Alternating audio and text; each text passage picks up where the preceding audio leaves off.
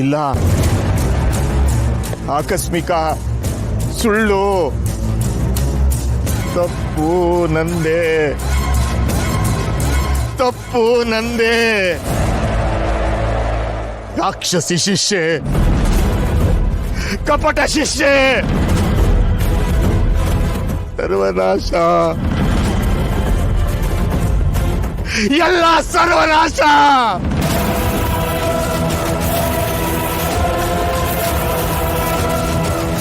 ಮುಕ್ತ ಗುರು, ಅಸಹಾಯಕ, ಅಸಹಾಯಕ. ಅಮ್ಮ ತಿಥಿ ಅಪೂರ್ಣ.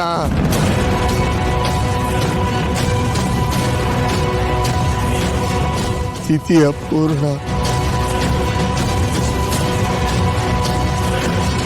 ಅಪ್ಪ, ಏನ್ ಹೇಳ್ತಿದ್ಯಪ್ಪ? ಅಮ್ಮನ್ ಸಾವು ಆಕಸ್ಮಿಕ ಅಲ್ಲ ಅಂದ್ರೆ ಅಮ್ಮನ್ ಸಾವಿಗೆ ಏನ್ ಕಾರಣ? ರಾಕ್ಷಸಿ,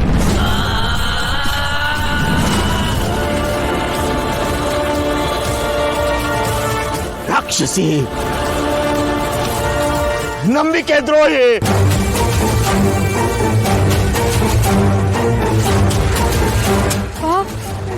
ದಯವಿಟ್ಟು ಅರ್ಥ ಆಗೋ ಹಾಗೆ ಹೇಳು. ಅಲ್ಲ, ರಾಕ್ಷಸಿ, ನಂಬಿಕೆ ದ್ರೋಹಿ ಅಂತ ಹೇಳಿದ್ರೆ ನಮ್ಗೆ ಏನ್ ಅರ್ಥ ಆಗ್ಬೇಕು? ಯಾರು ಅಂತ ಅನ್ಕೋಬೇಕು?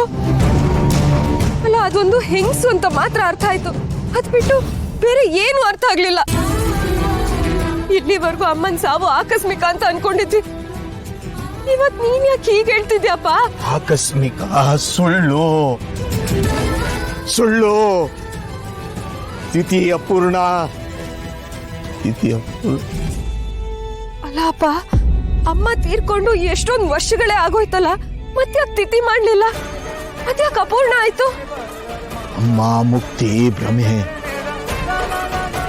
ಆತ್ಮ ಜೀವಂತ, ಜೀವಂತ.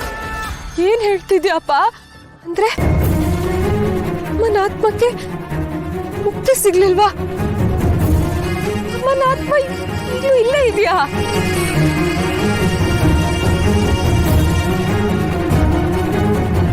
ಏನ್ ಹೇಳ್ತಿದ್ಯಪ್ಪ? ಅಮ್ಮನ ಆತ್ಮ ಇಡೀ ಜಗತ್ತಲ್ಲಿದ್ಯಾ? ಹಾಗಾದ್ರೆ ಅಮ್ಮನ ಆತ್ಮ ಎಲ್ಲಿದೆ?